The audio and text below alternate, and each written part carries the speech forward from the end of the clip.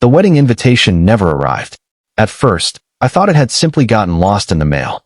My younger sister, Olivia, had been planning her wedding for nearly a year. Every family phone call somehow turned into a discussion about flowers, venues, dresses, or cake flavors. My mother talked about it constantly. You should see the ballroom. The centerpieces are gorgeous. Olivia deserves the perfect day. I smiled every time she spoke.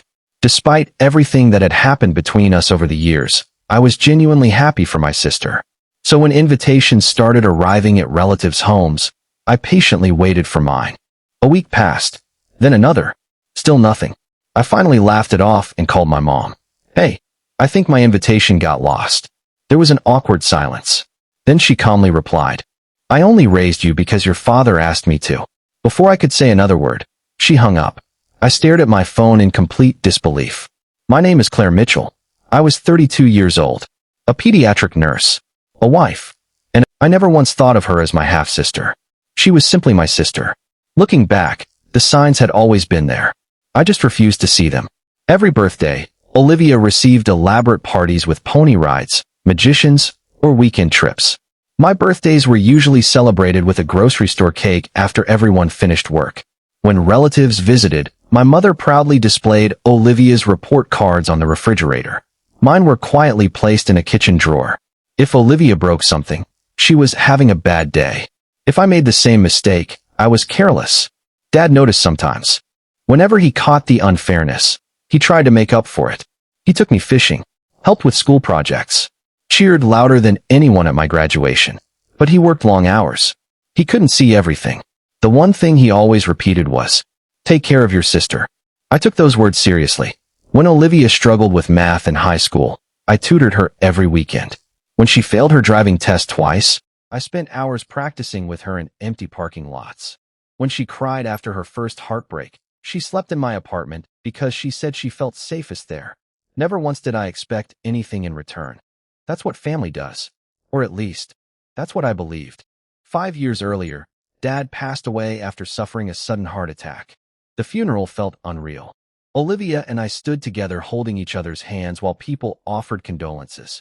Mom barely looked at me. After the funeral, the distance between us grew even larger. Phone calls became shorter. Holiday invitations became less frequent. Sometimes she forgot to tell me about family gatherings altogether. I convinced myself she was grieving differently. I kept making excuses for her, until the wedding invitation never arrived. That evening my husband, Daniel, found me sitting quietly at the kitchen table. He immediately knew something was wrong. What happened? I handed him my phone. He listened silently while I explained the conversation. When I repeated my mother's words, "You're not really family," his face tightened. "Claire, you know that's not true. Then why does it hurt so much?" "Because you wanted it to be." He wrapped his arms around me. "You've spent your whole life trying to earn love that should have been freely given." His words stayed with me all night. The next morning, my phone buzzed. It was Olivia. "Hey, did you get your invitation?" For a moment, I couldn't even answer. "You think I'm invited?" She laughed. "Of course. You're my maid of honor." Everything inside me stopped. "What? What do you mean? You've known for months." "No, I haven't." Silence. Then her cheerful voice disappeared. "What are you talking about? I never got an invitation." Another long pause. Finally, she whispered, "Mom told me you declined." I closed my eyes. She never asked me. On the other end of the line, I heard Olivia begin to cry. No, she wouldn't. But neither of us sounded convinced. Within an hour, Olivia was standing on my front porch with the unopened wedding planning binder still tucked under her arm. The moment I opened the door, she hugged me tightly. "I'm so sorry. I thought you didn't want to come." I shook my head. "I would have never missed your wedding." She pulled away, tears running down her face. Then why would Mom tell me that? Neither of us had an answer. But before the week was over, a decades-old family secret hidden since my father's first marriage would finally come to light. And it would explain why my mother had spent years trying to convince everyone, including herself, that I was never really part of the family. Olivia and I sat at my kitchen table for nearly 3 hours. Neither of us wanted to believe what had happened. She kept repeating the same sentence. "There has to be a mistake." I wished she were right. Instead, I unlocked my phone and showed her the message our mother had sent. "I've crossed your name off the guest list. You're not really family." Olivia read it twice. Then a third time. By the time she looked up again, tears were streaming down her face. I never knew. I swear, Claire. I thought you were just busy. I reached across the table and squeezed her hand. I know. She shook her head. No, you don't understand. I've spent the last year planning this wedding believing my big sister would be standing beside me. I picked your dress. I saved you a seat. I even wrote a speech about you. Those words broke something inside me.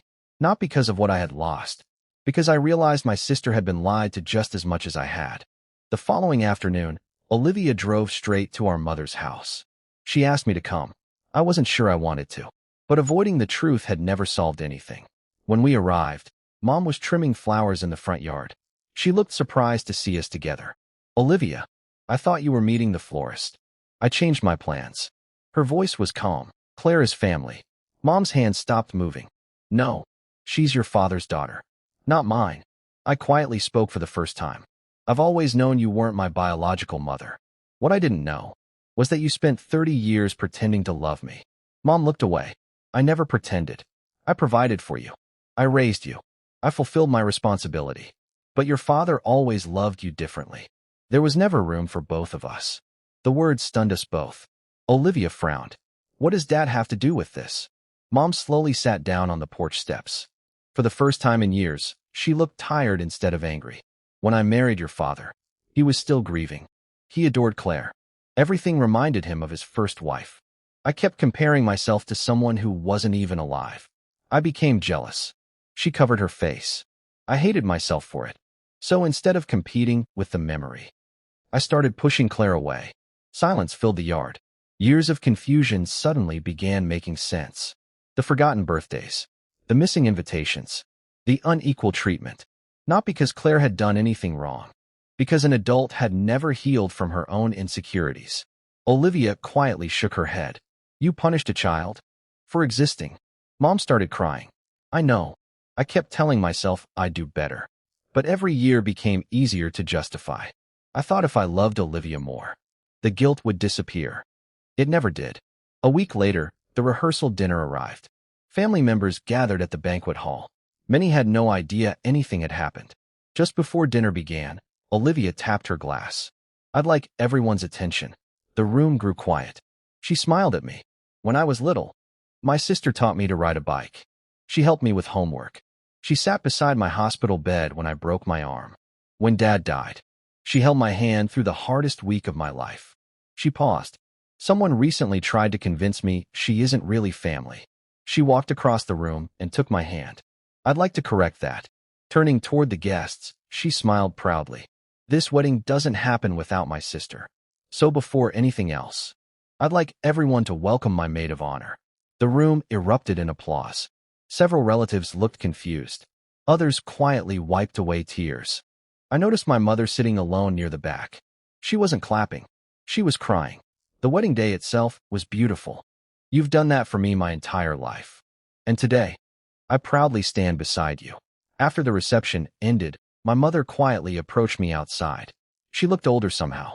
Our relationship didn't magically become perfect. Trust had to be rebuilt one conversation at a time. Sometimes we took 2 steps forward, sometimes 1 step back. But for the first time, honesty replaced silence. One Sunday afternoon, my son found an old family photo album. He pointed at a picture of Olivia and me as little girls laughing together. Were you always sisters? I smiled. Always. He looked confused. Even if Grandma said you weren't family? I hugged him tightly. Especially then. Because family isn't determined by the words spoken in anger or fear. It's built through years of love, sacrifice, forgiveness, and showing up for each other when it matters most. And no one, not even the person who tried to erase my name from a guest list, could ever change the truth that my father had taught me long ago. Love makes a family, not blood, not paperwork, and certainly not someone else's permission.